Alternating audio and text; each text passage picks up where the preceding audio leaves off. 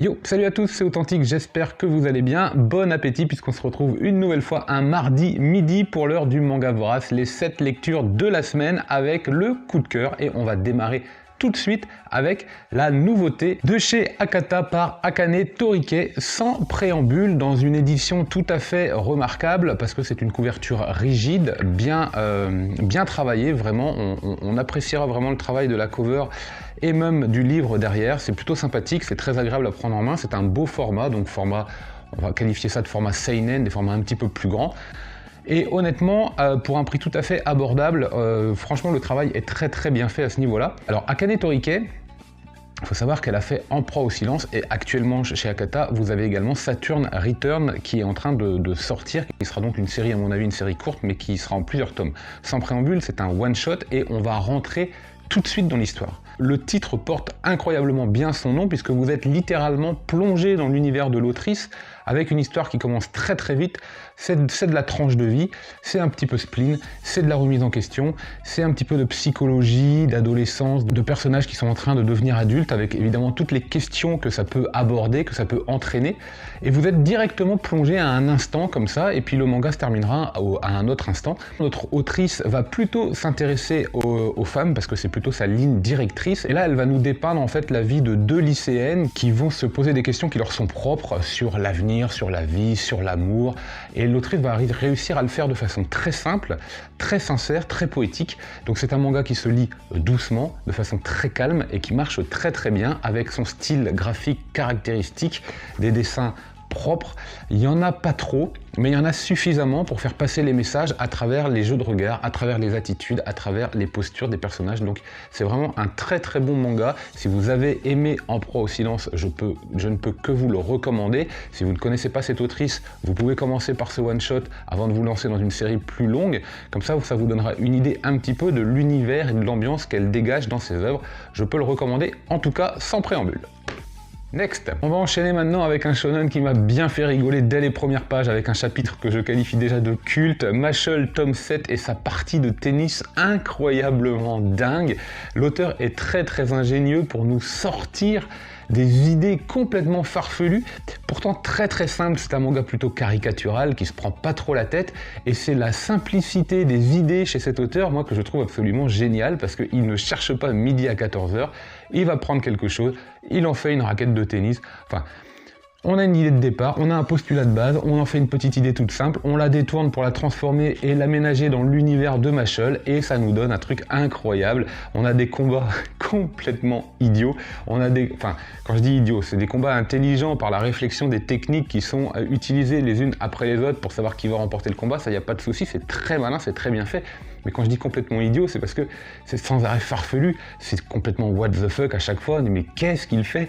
Et ça marche parce que l'univers le permet en vérité. Donc c'est cette symbiose entre les idées utilisées et l'univers de Mashle qui font que le tout s'englobe, le tout marche très bien avec des dessins qui sont à la fois caricaturaux sur les grosses scènes d'humour et notamment notre personnage qui a une tête de chou à la crème qui ressemble à rien. Par moment, et puis d'autres fois au moment de la baston où on a des traits beaucoup plus incisifs, beaucoup plus secs, beaucoup plus nourris et beaucoup plus contrastés aussi, beaucoup plus dynamiques. Bon, bref, tout un ensemble en fait qui font que le dessin gagne en puissance et que l'intensité du récit gagne en puissance également. Le tome 7 de Mashle était très bon à suivre, moi j'ai beaucoup aimé. C'est un manga qui marche, Mashle chez Kazep, édition simple, ça tient bien en main, c'est souple, parfait. Dans la même veine, c'est-à-dire manga qui se lit rapidement un petit peu n'importe où avec un grand plaisir, avec un petit moment bien léger, Spy Family tome 7. Alors Spy Family tome 7, je le disais déjà la semaine dernière dans l'achat manga, moi quand je lis Spy Family tome 7, je suis un petit peu comme un Malteser, si vous me soufflez dessus, je m'envole.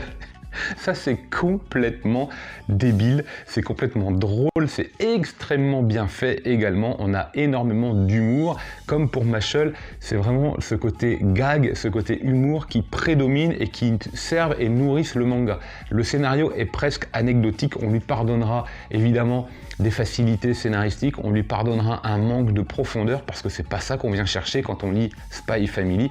Ce manga là est très malin parce qu'au fur et à mesure des chapitres, il s'intéresse s'intéresse à tout, mais je dis bien tous les personnages qu'on a pu voir jusqu'alors. Chacun a le droit à un petit moment et avec un moment qui lui est très caractéristique. C'est-à-dire que chaque petit chapitre qui va s'intéresser au personnage va nourrir le personnage en question dans sa propre personnalité, avec ses propres faiblesses, ses propres forces et évidemment son propre humour. Donc c'est très très malin, ça ne devait pas être facile à faire parce que vraiment on s'intéresse à tout le monde et ça passe comme ça, c'est pas défini par chapitre. Hein. N'allez pas croire que le manga est séquencé comme ça, personnage A, personnage B. Non, ça reste quand même une histoire, mais on voit tout le monde et c'est vraiment très malin. Bah moi j'aime bien, voilà, c'est pareil, ça fait la blague et on passe un bon moment de lecture à chaque fois. Spy Family, je rigole et c'est ce que je lui demande, donc très bien.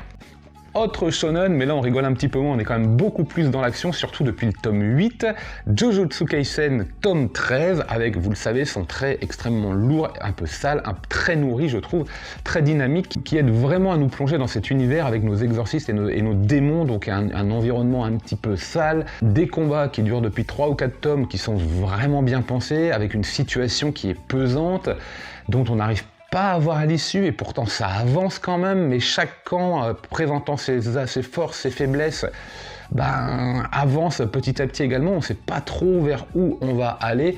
On a évidemment dans Jujutsu Kaisen un être qui est un petit peu plus fort que les autres et qui pour le coup apparaît. Ça envoie du lourd, évidemment, on attend une confrontation un jour ou l'autre énorme entre deux personnages, je pense que vous le savez, je pense que vous me voyez venir. En tout cas, depuis le tome 8, Jujutsu Kaisen m'a convaincu qu'il fallait lire et continuer cette série.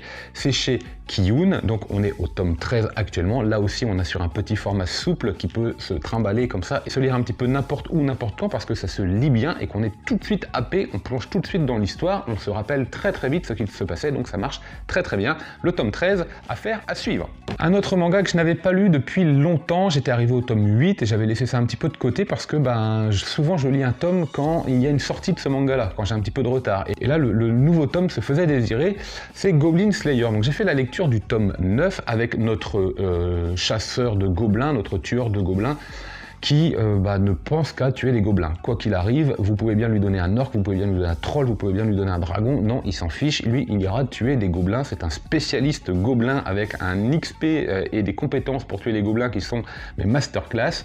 Il a sa petite troupe avec lui, donc c'est plutôt sympathique, c'est plutôt frais. On a un dessin qui marche bien avec l'univers médiéval fantastique, héroïque fantasy, donc c'est un petit peu simple par moment, mais globalement, nous, ce qu'on a envie de voir, c'est les combats avec les monstres et avec notre troupe de héros. Ça marche plutôt pas mal, il y a un petit peu d'humour. Alors, c'est beaucoup moins cru, beaucoup moins violent que les premiers tomes. Il y a un petit peu moins de gratuité comme ça dans la violence, même si de temps en temps, certaines pages, bam, ça nous rappelle qu'on est dans un univers qui fait pas de cadeau, qui est quand même relativement noir. C'est pas forcément à mettre entre toutes les mains, mais en tout cas on passe un bon moment de lecture parce que c'est inspiré d'un roman, donc le scénario il est déjà construit, il faut juste réaménager, réinterpréter un petit peu les choses, s'en inspirer avec un dessin qui sert quand même relativement bien l'histoire. Nous sommes actuellement, là c'est le tome 9, mais je crois qu'on est un petit peu plus loin dans l'histoire, je ne sais plus trop. En tout cas, c'est un manga, si vous aimez le genre médiéval fantastique, qui marchera très très bien. C'est chez Kurokawa, on est sur un format un tout petit peu plus grand que le format shonen classique, et c'est pour public averti. On continue avec le tome 2 chez Meian de Brisé par ton amour. Alors ce tome 1, on va revenir vite fait sur le tome 1, était extrêmement violent, j'avais adoré, j'avais vraiment adoré la lecture, je m'y attendais pas du tout, mais alors qu'est-ce qu'on prenait une claque, c'était harcèlement, violence sexuelle, violence physique, vengeance. Waouh! Et le tome 1 terminait sur un événement, mais on se disait mais c'est pas possible. Le tome 2 redémarre, évidemment, juste après cet événement, et ça enchaîne. Il se passe ce qu'on allait penser qu'il allait se passer, donc on se prend une baffe et on s'en prend une autre derrière tout de suite, et puis ça se calme un petit peu. Heureusement. Il y a une trame qui se met en place, on sent vraiment que chaque personnage est en train d'encaisser ou de profiter des intérêts qu'il y a eu des situations précédentes. Et tout va répéter, voilà, tout va répéter, c'est clair et net. Tout le tome 1 était une montée vers l'horreur. Le tome 2 débute vraiment au sommet de cette intensité, puis retombe tranquillement vers une espèce de douceur. Une illusion, évidemment. et ça va repartir. Je pense que je vais faire l'acquisition du tome 3 très très vite pour pouvoir le lire parce que j'ai vraiment hâte de savoir ce qu'il y a dans ce manga qui est très surprenant, Brisé par ton amour. C'est une bonne découverte de 2022, je ne le regrette pas, je l'ai découvert grâce à la vidéo J'achète vos Mangatech. Et franchement, ouais, c'est pas mal du tout.